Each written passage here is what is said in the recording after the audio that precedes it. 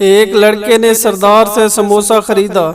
लड़का सरदार जी से बोला, समोसे में से लड़की का बाल निकला है। सरदार मुस्कुराते हुए बोला, तो भाई 10 रुपए में पूरी लड़की निकलेगी क्या? लड़की ने पप्पू से पूछा, तुम मेरे लिए क्या कर सकते हो? पप्पू बोला, जान जो तुम कहो। लड़की, मेरे लिए चांद ला सकते हो? पप्पू गुस्से में, फिर जमीन पर चांदनी तुम्हारे अब्बू फैलाएंगे।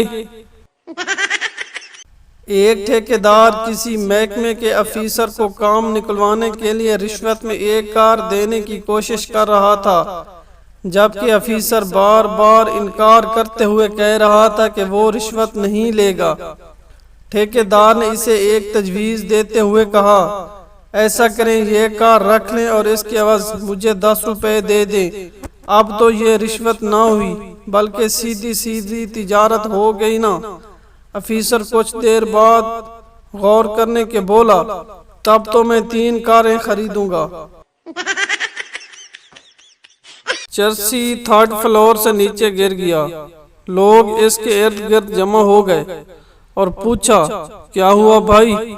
चर्सी, पता नहीं, मैं खुद अभी आया हूँ।